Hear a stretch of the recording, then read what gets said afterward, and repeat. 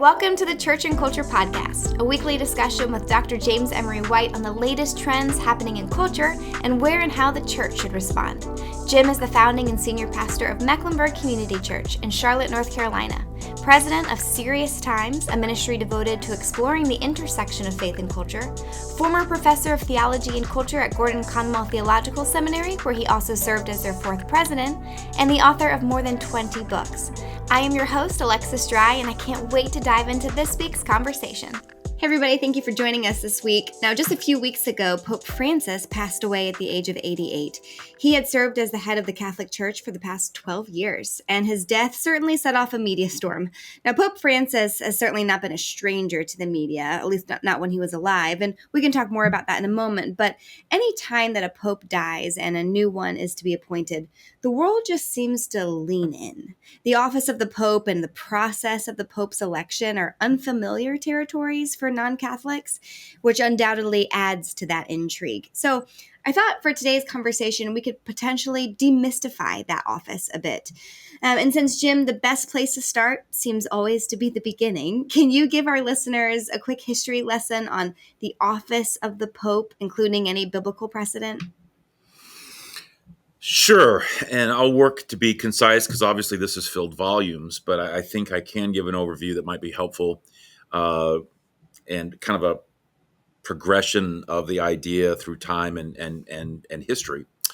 Let's go back to what was arguably the first major turning point in Christian history, turning point of the early church following the resurrection and the ascension of Jesus.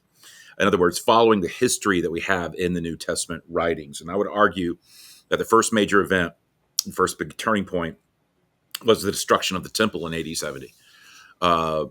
The reason is because the early Christian movement functioned prior to that like an appendage of Judaism, or a movement within Judaism, or a reform movement within Judaism. But by the year 70, with the destruction of the temple, it began moving out on its own. And the reason is because of the rise of persecution and the destruction of the temple. It just moved Christianity out of Jerusalem and into the wider world. And because mass numbers of Christians were forced to flee the city, Christianity spread outside Jewish territory. Now, as the church spread, the question became, how is it going to stay united? And before, they were in a very tight, closed geographic region. But now Christians and Christian churches were just spread throughout the world. One effort toward unity was leadership. In the New Testament, there's three words for church leaders: pastors, elders, and bishops. In the Greek language, the words were poime for pastor, presbyteros for elder, and episkopos for bishop. All three were used interchangeably and synonymously in the New Testament.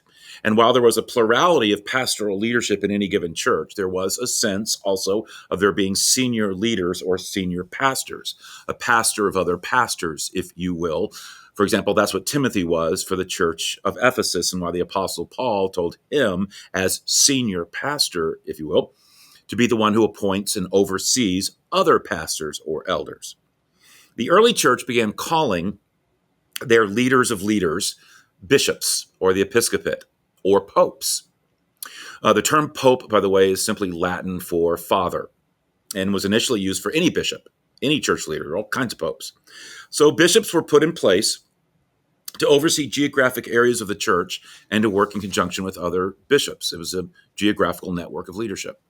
The other two unifying dynamics beyond leadership in the early church during this phase were the sacred scriptures, the shared scriptures, such as the Gospels, the writings of Paul, what we refer to now as the New Testament. And then there were the short summaries of what it meant to be a Christian, or what you had to affirm to join a Christian congregation. They were called creeds, from the Latin credo, which simply means I believe.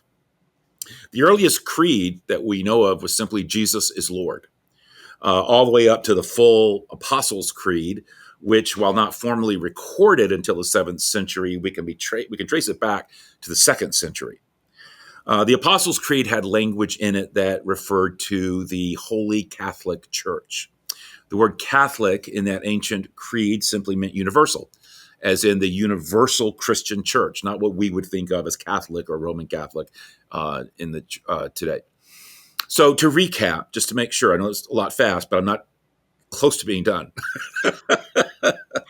After the history contained in the New Testament, persecution rose, the temple in Jerusalem was destroyed. This led the church out from underneath the shadow of Judaism and onto its own on the world stage. It quickly anchored itself and grew through the establishment of bishops and the circulation of scriptures and the affirmation of creeds, the establishment of creeds. And now, what unified the church at that time is also what planted the seeds of what would be future divisions in the church. And the divides would generally be which of those unifying dynamics would be paramount. Was it going to be the bishops that were established? Were they to be seen as the heirs of the apostles? That would come to mark the Roman Catholic Church. Or would it be the scriptures, the embodiment of apostolic authority and apostolic teaching? That would mark the Protestants. So hold that in the back of your head. Now let's move on to a second, to use Mark Noll's terminology, historian Mark Noll's terminology, turning point. The second event of importance was the conversion of Constantine, the Roman emperor in 312, eventually resulting in Christianity becoming the official religion of the Roman Empire. When Rome eventually fell, which was shortly after that, which is why Augustine wrote The City of God, by the way. It was a defense of Christianity that somehow it was to blame for the fall of Rome. That's a whole other conversation. But when Rome eventually fell, usually marked by the sacking of Rome by the barbarian Alaric in the year 410, it left the Christian church largely in charge. It left the church as the sole institution kind of left standing that was capable of providing any kind of social glue to keep society together. In that sense, the church replaced Roman government, replaced Roman rule, and even set up Christian faith as that which preserved civilization, which meant that the popes or bishops took center stage, and they gained enormous prestige and influence, not just in the religious realm, but socially and politically. And early on, Rome was obviously the largest, most important city of the West. So the bishop or pope that was there began to gain more influence and prestige, which is why actually, even as early as the 2nd century, various bishops of Rome were called upon to help mediate arguments or coordinate councils. So soon, the use of the term pope began to be reserved just for the Bishop of Rome, at least in the West. But the first full-blown theory of the papacy and the Roman Pope as supreme wasn't put forward until Pope Leo I, who was Pope between 440 and 461. He looked to Matthew 16:18, where Jesus turned to Peter and said, "On this rock I will build my church." And he said that meant Peter. So Peter was then seen or said to have been the first Roman bishop, the first pope, and whoever the current Roman bishop may be is seen as the vicar of Peter, the successor of Peter, in a continued ongoing mystical presence. So the idea was that instead of the scriptures per se, what would unite the church would be the leaders, going all the way back to that early, what we talked about. The idea of the church being apostolic meant to mean apostolic leadership as manifest by the bishops, not apostolic teaching as preserved in the scriptures. Instead of meaning the teaching handed down by Jesus through the apostles as contained in the New Testament, it was now being defined as maintaining apostolic leadership through an ongoing line of succession going all the way back to the apostle Peter. That then developed even more into the idea of one pope over all of Christianity. Which you can imagine, this got some pushback, particularly from this little thing called the Eastern Church, because Western Church wasn't the only show in town. During this time, there was essentially the church in the East, anchored by the church in Constantinople, which is now modern-day Istanbul in Turkey, and the church of the West, anchored by the church in Rome. The Pope in Rome claimed primacy for the Western Latin Church and was the prime representative of Western Christianity to the East. And the Patriarch of Constantinople was, in the Eastern Greek Church, was the prime representative of Eastern Christianity to the West. There was an eventual split between the East and the West over a number of factors that we don't need to get into now, but one of them was, without doubt, the rejection of the idea of the Pope in Rome being the direct successor of Peter. and being the one and only pope over all of the Christian world. In their sense of history, the Eastern Church said, no. The church is one, holy, Catholic, and apostolic, but not how you're defining it. For the first 1,000 years of its existence, we've had 5 patriarchal centers. It's been Jerusalem, Antioch, Rome, Alexandria, and Constantinople. The Orthodox Church maintains is that in the East, they kept that faith, while in the West, meaning the Roman Church, they veered into heresy through the development of the papacy and claims to supremacy over all other churches. In essence, the church in Rome, they would say, pulled away from the other 4 patriarchal centers in a bid to assert its primacy. The formal split between the East and the West took place in 1054. Soon after that, around the year 1100, the word pope really came to be used as the leader of the Church of Rome. And with the split between East and West, he became the leader of the western half of the church. But the idea of the papacy and the Pope in Rome as supreme wasn't finished being a divide. We got one more little bit to get in here. Let's fast forward to what is known as the Protestant Reformation of the 16th century. Catholic theology at the time of the Reformation held that the true church is that sacred, hierarchical, and priestly institution that Jesus founded on Peter, the first pope, and on the apostles, the first bishops. The theology of the reformers did not understand the true church as a sacred hierarchy, but as a community of faith in which all true believers share the priestly task.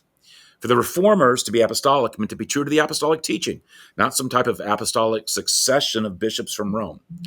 The Catholic Church, particularly as it had evolved throughout the Middle Ages to that point, believed that Jesus initiated this entire chain of authority that extended in an unbroken line, beginning with Peter to the current Catholic bishops and supremely the Pope, which meant that the Pope was the representative, the vicar of Christ on earth. As this idea developed, it eventually included the idea that the Pope, when the Pope spoke, again, more Latin, ex cathedra, which is Latin for from the chair, meaning officially as Pope, when he spoke ex cathedra, from that chair of authority, he was infallible. And not only that, that whatever traditions had popped up along the way, because of the unique apostolic role of the bishops and the popes who were guiding the church, because that was where authority was. So traditions were all of a sudden seen as authoritative as well, as authoritative as Scripture. And as mentioned, there was a belief that this was all taught in the Bible, again, primarily from Matthew 16:18, where Jesus referred to Peter as the rock upon which he would build his church. The leaders of the Catholic Church looked to that verse and said, see, case closed. Peter is special. He's been given leadership. He's in charge. Keys of heaven, ruler on earth. Case closed. The reformers said, can we talk biblical exegesis a minute? Because I don't think that verse means what you think it means. And a lot of other stuff that's come up during the Middle Ages, we don't think it means what you think it means. First, no matter what Jesus may have meant about Peter, he didn't say anything about anybody succeeding Peter. There's not even a hint about succession in that passage. Second, there's no sense in the early church at all that they looked to Peter exclusively, or that he had authority over the others. This was something that developed during the medieval era. In fact, in the New Testament, he was accountable. If you read the New Testament, Book of Acts and others, he was accountable to the leaders of the Jerusalem church, which was the most prominent church of that time. And the Jerusalem church was actually seemed to be led by James, the half-brother of Jesus. And not only that, the Apostle Paul had to publicly rebuke Peter theologically more than a time. So there was no sense of his authority and no sense of his infallibility. Third, the reformers argued, there seems to be, what seems to be the headline is not Peter, it's what Peter said. That Jesus was the Christ, that he was the Messiah. It was the confession that he was the Savior. In fact, the original Greek language that was being used is kind of interesting to play with. There's some disagreements on how much you can take this, but it's fun to look at. Jesus starts by calling Peter his formal name, Simon. Then he calls him Peter, his nickname, which means the rock. But the word play in the Greek is kind of fun. He said, you are Peter, Petros, which means little rock. And on this rock, Petra, big rock, I will build my church. Two different words. meaning you are Peter. I nicknamed you the rock, but it's on the rock of what you said, the rock of who I am, that confession and the world knowing who I am, that I will build my church. So as we share in Peter's confession, we build the church too. So while the church is built on the witness of the apostles, which is the New Testament, it is with Christ as the cornerstone. And the keys to the kingdom have more to do with Peter in the book of Acts being the one God used to bring the message of Christ to the Gentiles and not simply the Jews. And we still hold those keys as we make Christ known throughout the world to those who have never heard. Because it is as we make Christ known that people are able to respond to Christ's message. Those are the keys to heaven. So the reformers said, we believe in apostolic authority. But that apostolic authority rests in one and only one place, the teaching of the original apostles as recorded in the New Testament. Hence the Latin phrase, a lot of Latin in this one, sola scriptura, which was made famous throughout the Reformation, which simply means scripture alone. So for the reformers, any idea, any belief, any doctrine, any tradition, any teaching that was not based on scripture was not binding. Or as the most famous of the Protestant reformers, and arguably the most important, Martin Luther, famously said when he was tried for heresy, he says, I do not accept the authority of popes. I do not. My conscience, he said, is captive to the word of God. And that led to the Protestant Reformation and the rejection of, or the separation of churches from the Pope-led Roman Catholic Church. And to this day, you have three main branches, if you will. You have the Orthodox Church, you have the Protestant Church, and you have the Roman Catholic Church. Whew, finish line. Okay. I wish I could give you a long break, but I have a very short question as a follow-up to that. That was a very comprehensive. I got a feeling all my answers will be much shorter now. I was about to say that was a very comprehensive history, and that was very helpful. But you see why it's important to understand that flow. Oh, absolutely. Really just understand what we're talking about and why Christians are in disagreement. And so anyway, Yeah. Good. I think one area that's still a little bit fuzzy for a lot of us is, what exactly does the Pope do? What are some of, particularly the current popes, what are their roles and responsibilities as Pope? This may surprise people. He has, I'll put it simply, supreme full power of jurisdiction over the Catholic Church in matters of faith and morals and church discipline and government. He decides the church's position on issues.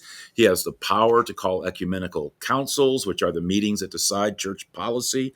He appoints bishops and then assigns them to their regions, which are called dioceses. If you want to think of it in governmental terms, he has the full power, and this will resonate with our American listeners. He has the full power of the executive, legislative, and judicial branches, all in one person. As I mentioned, Pope Francis, he made a lot of headlines during his papacy. Can you share a little bit about his legacy and maybe even bring that into a wider conversation about how culturally influential popes can be? Yeah. Well, at the time that we're taping this, his actual formal time of mourning has not ended, and even the conclave for his successor has not started. It'll start later this week. So I think we're still sorting through his legacy and what it will be, even though he was elected in 2013 and served, as I think you mentioned earlier, for over a decade as Pope. He was reform-minded, but led during a time, though, of crisis for the Catholic Church. I don't think there can be any doubt about that. He had a lot of interesting distinctives. He was the first Pope from the Americas, the first non-European Pope, the first Pope from the Southern Hemisphere. He was the first Pope from the developing world, the first Pope to be elected following the resignation of his predecessor rather than the death of his predecessor. I mentioned that he was reform-minded. Some would have used the word liberal. Others progressive. I think the most fair assessment is that he was often a confusing mix of progressive and conservative, progressive and traditional. While he didn't exact any sweeping changes on any social issues, really, he was the first Pope to kind of hear people out on controversial issues related to marriage and sexuality and the priesthood and celibacy. I mentioned he led during a time of crisis. It's certainly anyone who knows anything what's going on in our world knows that the great crisis that he led during was specifically the child sex abuse scandal that has plagued the church for years. A final dynamic that comes to mind when you reflect on his tenure was he was beloved by many.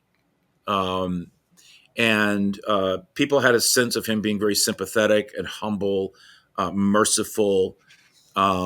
He, identified with the poor. Even the taking on of the name Francis from Francis of Assisi was said something of a tone for his papacy. But what I think most would say is that he impacted really not through theology or words as a result of what I just said, but through style. How he lived and where he lived. He didn't even live in the fancy apartment there in the Vatican that popes normally do. Even how and where he was buried. He wasn't buried at the Sistine Chapel, but a different place, much more, would be seen as modest and such. And even the casket that he picked out. He was constantly making statements through, again, not words or theology, but style, image. He was all about simplicity and modesty and humility. But he did leave behind issues. I mean, he left behind a lot for the next pope. How you're going to navigate between traditional and progressive ideas within the church, women in the church, celibacy issues, the sex abuse scandal, all things LGBTQ. I mean, there's a lot that they're going to be chewing on. Let's talk now about how a pope is elected, because really for most of us, the only working knowledge that we have is what's portrayed in the movie Conclave. So how similar Which is not a bad movie. Okay, I don't know. It's a good movie. How similar is that to reality? Some stuff off, some stuff right. But... Okay. What did they get right? Okay. Well, just so that people know what we're talking about, I mean, hopefully it's not totally alien to their thinking because it was nominated for an Academy Award, so it's gotten a fair amount of press. A lot of people thought that the lead actor should have gotten the Oscar. But we're talking about a movie. Conclave was a movie. It came out in 2024. And it was about a fictional conclave. A conclave is a gathering of cardinals to elect a new pope. And I did like the movie. I think it got a lot more right than wrong. It got the scenery and aesthetics, the papal protocols right. But it took license with some things. I don't want to give away any spoilers because I think people will enjoy watching it. It's not a work of history of an actual conclave. It's a work of fiction, of a fictional conclave. But there is, for example, you got some stuff that I think, people who know much about this kind of rolled their eyes at in terms of could that really have happened? For example, there's a key character in the film. And again, this isn't giving anything away. But there's a key character in the film who arrives just before the start of the conclave with paperwork declaring that the late pope had made him a cardinal in secret, allowing him to participate and vote for the next pope. That would never have been allowed. That was not another scene had a cardinal breaking the seal of the confessional by revealing to another cardinal what a nun had confessed to him. That would be considered a mortal sin, resulted in excommunication. By the way, a cardinal, I probably should clear that up. A cardinal is a bishop, but the highest ranking of bishop that there is, higher than even an archbishop. And only cardinals can elect the pope, which is why when you hear numbers of like 130 or 108 or 100 and whatever cardinals, the college of cardinals, that's who make up the conclave and who gather to elect the new pope. The ending of the movie, by the way, also, which I cannot even give you a hint about, many felt was the most fictional stretch of all in terms of something about the nature of the pope that was eventually elected. But it's interesting to listen to, and it does kind of get into some aspects of Catholic theology. I'll leave it at that. But everything else was pretty spot on. I mean, really little things. Like the centuries-old ritual involving the sacred oaths that you take, how that once a ballot is made by a cardinal, it's pierced with a needle and thread after it's counted, burning them to produce either white or black smoke, Black meaning that day they did not reach a consensus. You have to have 2/3 consensus. It doesn't have to be unanimous, 2/3. So black smoke means that day they did not reach that vote. White smoke means there's a new pope. We had that majority.